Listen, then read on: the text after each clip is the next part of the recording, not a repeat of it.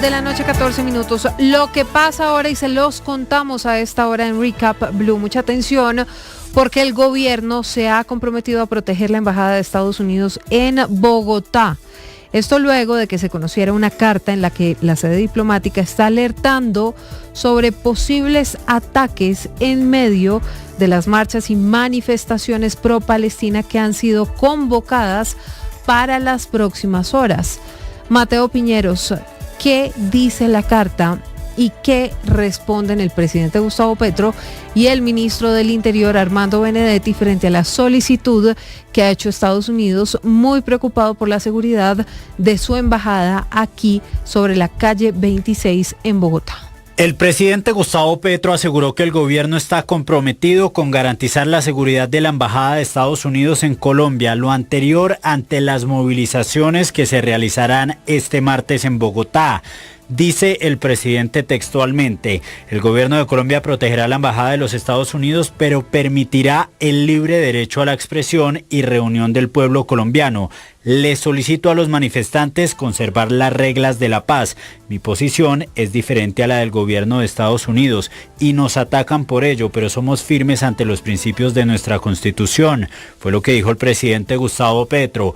El ministro del Interior, Armando Benedetti, también se refirió a este tema hace algunos minutos. He hablado con el ministro de Defensa, con el director de la policía. El gobierno y el Ministerio del Interior se hacen responsables de la seguridad de la embajada, de la seguridad de las empresas de Estados Unidos aquí en Colombia. Nos haremos responsables, cosa que el gobierno de Estados Unidos no ha hecho con Casa de Nariño. Es importante recordar que más temprano el diario El Tiempo reveló que la embajada de Estados Unidos en Colombia le pidió apoyo en temas de seguridad al gobierno colombiano, citando algunos casos en los que se han registrado hechos violentos durante las manifestaciones pro-Palestina. Recordemos que recientemente se conoció que el gobierno de Estados Unidos retiró 150 armas que hacían parte del sistema de seguridad de la Casa de Nariño. Lo anterior en medio de las tensiones que se han presentado en las últimas semanas entre los dos gobiernos. 8:16 a.m. Dice el ministro Armando Benedetti que el gobierno se hace responsable de la seguridad de la embajada de Estados Unidos aquí en Colombia, pero luego Lucas echa un vainazo. Cosa que no pasó con la Casa de Nariño, y es que esta fue una noticia que les contábamos hace algunos días sobre la decisión de Estados Unidos de retirar cerca de 150 armas, la mayoría de ellas fusiles, además de un sistema antidrones que servían para la protección del Palacio Presidencial.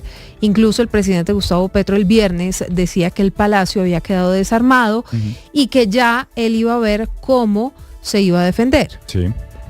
Entonces ahí está el embajador Armando Benedetti por un lado diciendo que se hacen responsables, que ya habló con el ministro del Interior, con el ministro de Defensa, que ya habló con el director de la policía y que ellos van a garantizar la seguridad de la embajada. Pero al mismo tiempo le echa su vainazo a Estados Unidos, que retiró esas armas luego de la decisión de quitarle la visa al presidente Gustavo Petro por sus declaraciones en Nueva York, en las que, entre otras cosas, pidió al ejército de los Estados Unidos desobedecer las órdenes del presidente Trump. Armas, Silvia, que decía el presidente Gustavo Petro, primero lo anticipa en el mismo trino donde le dice a toda la delegación diplomática de Israel que debe salir de Colombia, la que todavía quedaba en el país después de que ya se hubieran roto las relaciones diplomáticas el 1 de mayo de 2024. Y lo anticipaba ahí, decía: el batallón guardia presidencial va a ejercer su función, las armas que Estados Unidos decidió llevarse pues las reemplazaremos aquí con armas colombianas, y ya el viernes ya amplió más y dio más detalles en este discurso que usted menciona. 150 armas que dice el presidente Petro estaban en comodato, según los Estados Unidos, y un sistema antidrones. Esta carta o esta nota diplomática que se conoce en la tarde de hoy de la Embajada de los Estados Unidos, Silvia, por supuesto se da también pidiendo un refuerzo en la seguridad porque mañana se cumplen 2 años del 7 de octubre de 2023. Exactamente. Que pues marcará una jornada de protestas y marca los 2 años también de esos terribles ataques del grupo terrorista Hamas contra Israel. Que dejó más de 1.000 muertos, Lucas, en un hecho que la verdad nadie se esperaba cuando deciden entrar estos terroristas a un festival de música. Allí había incluso ciudadanos colombianos que perdieron la vida en estos hechos, exacto, y todavía hay un ciudadano colombo-israelí que está secuestrado, está a manos del grupo terrorista Hamas. Todo esto mientras avanzan las conversaciones allí en Egipto para intentar lograr la liberación de los rehenes y adelantar ese plan de paz propuesto por el presidente de Estados Unidos. Son las 8 de la noche, 19 minutos. Hay otra noticia importante y tiene que ver con la Oficina de Naciones Unidas contra la Droga y el Delito, que es, entre otras cosas, una de las encargadas de los informes que se hacen alrededor de la cantidad de cultivos de coca sembrados, no solamente en Colombia, sino en el mundo, pero principalmente en Colombia, pues que es uno de los países que más cultivos de coca tiene. Lo cierto de todo esto es que están anunciando que van a tener en cuenta más índices, esto entre otras cosas, por los reclamos que ha hecho el presidente Gustavo Petro. Entonces hay una cantidad de variables que dice el gobierno colombiano no se han tenido en cuenta. Que por no tener en cuenta esas variables es que terminan desertificando a Colombia en materia de lucha contra las drogas. Sí. La ONU dice, es cierto, hay unas variables que tienen que ser contempladas y lo vamos a empezar a hacer. Pero muy importante, Lucas, esto no significa que la ONU esté diciendo que va a revisar ninguno de los reportes que ya ha entregado de años anteriores sobre la cantidad de cultivos de coca sembrados en nuestro país. O sea, esto va a empezar a aplicar en los futuros de aquí informes para adelante. Y como dice usted, se amplía el sistema de indicadores que tiene este informe que entrega la Oficina de la ONU contra la Droga y el Delito. Cristian. Desde hace 25 años, la Oficina de las Naciones Unidas contra la Droga y el Delito y el Estado colombiano construyen las cifras sobre la producción potencial de cocaína a través del Sistema Integrado de Monitoreo de Cultivos Ilícitos, el SIMCI. Sin embargo, la ONU reconoce que estos datos presentan limitaciones para ofrecer un panorama completo sobre los resultados de la política de drogas. Las restricciones presupuestales, las condiciones de seguridad y la frecuencia de la actualización han afectado la precisión de las mediciones en algunas regiones, según lo que explica la ONU. Para enfrentar estos retos, la Oficina contra la Droga y el Delito propuso al gobierno colombiano trabajar en nuevos modelos estadísticos y usar la mejor información disponible con el fin de reducir la incertidumbre en los periodos no actualizados.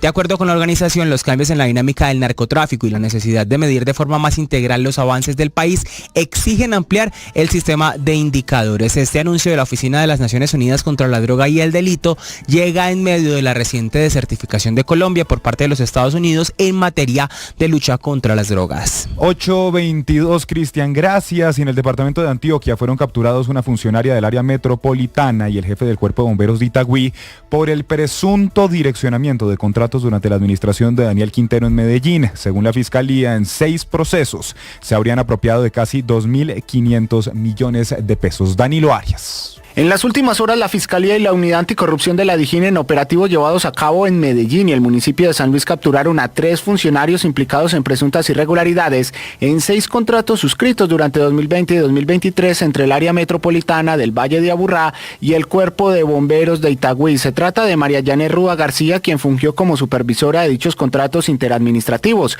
así como el representante legal principal y suplente de dicho Cuerpo de Bomberos. Estamos hablando de Misael Alberto Cadavid Jaramillo y el de Jesús González Correa, respectivamente. A los ahora procesados se les atribuye los delitos de interés indebido en la celebración de contratos y peculado por apropiación en contratos que suman 18.000 millones de pesos y que una vez adjudicados se habrían apoderado de 2.400 millones de pesos. Las acciones sobre los contratos que ahora están bajo la lupa de las autoridades y que ya habían sido denunciados por la veeduría Todos por Medellín tienen que ver con la compra de kits y la ejecución de capacitaciones para otros cuerpos de bomberos del Valle de Aburrá por parte del Cuerpo de Bomberos de Itagüí.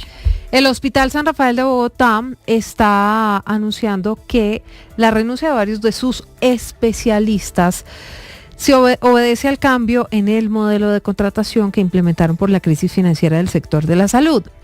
La EPS o las EPS más bien ya les deben más de 173 millones de pesos. Jessica, hablemos de salud a las 8 de la noche, 23 minutos en Recap Blue. En días pasados se conoció la salida de varios especialistas del Hospital Universitario Clínica San Rafael, entre ellos internistas, ortopedistas, pediatras y cirujanos plásticos. Frente a esta situación, la institución emitió un comunicado en el que aclaró que la decisión está relacionada con la modificación del modelo de contratación implementado para un grupo de profesionales. El hospital explicó que algunos de los médicos no aceptaron las nuevas condiciones, por lo cual no continuarán vinculados, aunque insistió en que esta medida no afectará la atención de los pacientes. Y es que según la entidad, los cambios abarcan el 3,5% de su planta laboral, conformada por más de 1.600 colaboradores. En total, 69 profesionales fueron convocados al ajuste, de los cuales 58 se retiraron del modelo anterior e iniciaron un proceso de negociación para una nueva vinculación. Por otro lado, la dirección del hospital señaló que la medida responde al contexto financiero que vive el sistema de salud en el país, y es que de acuerdo con la institución, las EPS mantienen deuda superior a los 173.000 millones de pesos, con un 47,5% de esta cartera vencida por más de 270 días, situación que ha venido afectando la liquidez y la capacidad de inversión. 8 de la noche, 25 minutos, y mucha atención si usted está en el occidente de Bogotá, específicamente en la calle 26, porque a esta hora siguen los bloqueos intermitentes sobre la 26 a la altura de la carrera 66. Los manifestantes bloquean y protestan por los conciertos programados en el Vive Claro y el ruido que esto genera. Lucas, para nadie es un secreto que esto se ha convertido en un gran dolor de cabeza, no solamente por los permisos que sí, que no, por lo que pasó hace unos días con un concierto, el de Kendrick Lamar, sino también porque los vecinos del sector dicen que está muy mal ubicado ese Vive Claro y que esto genera no solamente ruido, sino temas de gente haciendo las filas por todas las aceras de las casas. Se impacta todo, Silvia. Impacta Usted como todo. vecino ahí, donde durante mucho tiempo, pues además no había nada, porque esto era un campo, no sé si decirle potrero, pero pues era, sí, una zona verde, y pues que de la nada metan semejante escenario de conciertos que es gigante, que está a la vanguardia y todo lo que usted quiera, pues por supuesto genera una afectación, como se ha generado en el mundo entero. Por ejemplo, en el Santiago Bernabéu de Madrid, los conciertos de momento están suspendidos justamente por algo parecido, porque la afectación en el ruido de las zonas colindantes y de los vecinos pues ha sido bastante importante. Pues son las 8 de la noche, 26 minutos, y ese es el reporte de la movilidad en Bogotá. Se los contamos aquí en Recap Blue. Ya está en la línea el precandidato